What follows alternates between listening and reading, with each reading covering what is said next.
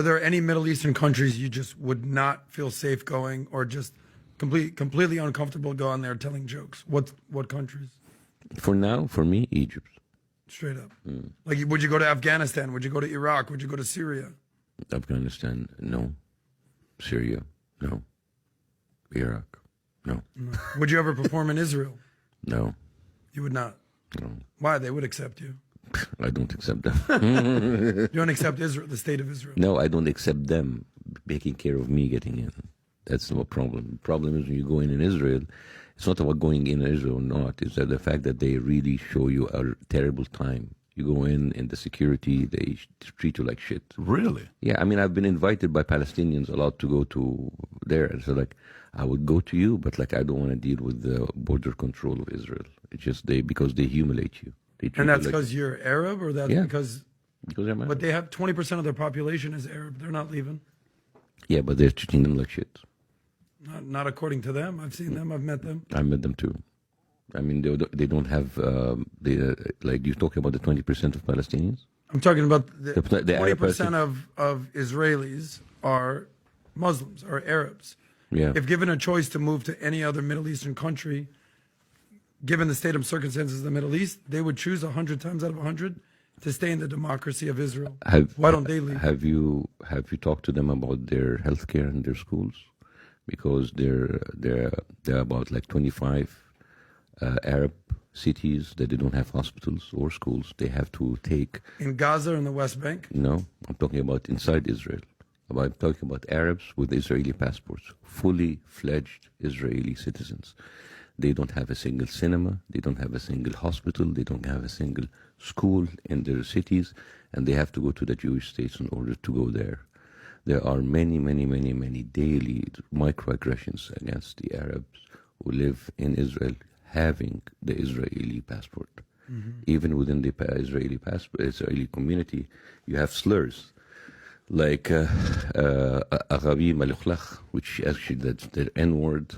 I mean, I can go on and on and on. But slurs are going to be everywhere. In America, we're all equal. There's slurs. Yeah. Every day I get called a dirty Jew. You think I'm crying? No, but like every day here, if you find someone's like nigger, that would be basically 200 years of America. Exactly. But like when you have like one part of them who's much more stronger, they actually control the other one, and all they do is like slurs, because the Arabs cannot do slurs against the Jews. So why don't they leave?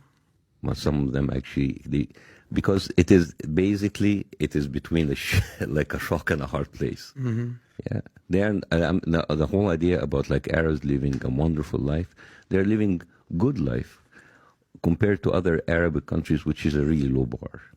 And the fact that like can use like a low bar to sell, like, at least they're happy now. It's like, I'm living here because I don't know where else to go. I appreciate you saying that, because the bar in many Middle Eastern countries is very low. I'm not coming here to defend any countries. I know you're not. I'm asking what countries you would go on tour. I'm just saying that the security and the equality that Israel wants you to think that they have it between all of their Arabs, it is not true.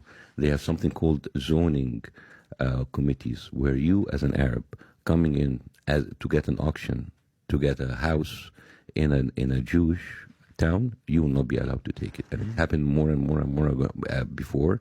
It happened in Nazarit Elite. It happened in many cities that I actually talked about. There was like an auction where they found that most of the people who are getting the houses were Arabs, and the city canceled the auctions.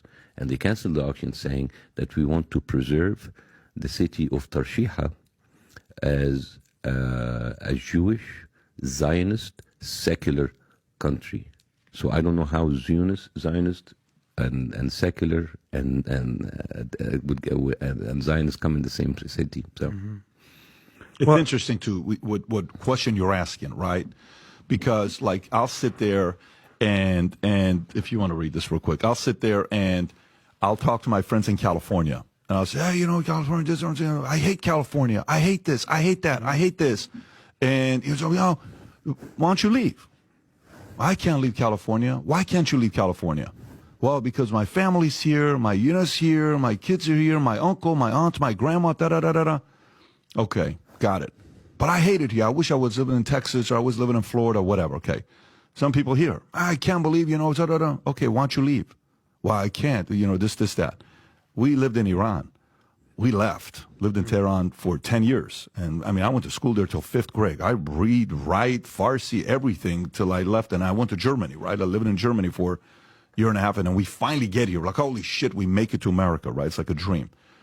But the people it's not the people that can't leave that give the argument of why don't they leave. It's the people that can leave that choose to stay. Why do you choose to stay?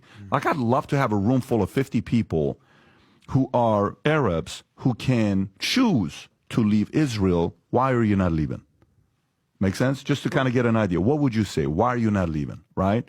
If you have the ability to leave, you can go to a different place. Why don't you? Why do 2 million people in Gaza being bombed every single day for 100 days? Why don't they leave? Because that's their land, right?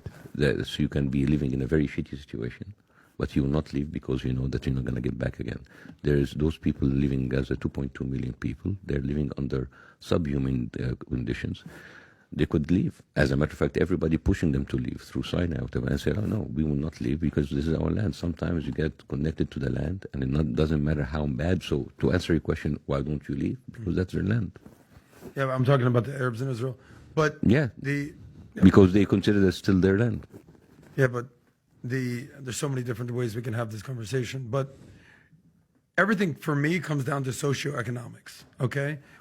To me, I'm always wondering, why is the Palestinian plight at the forefront of the news?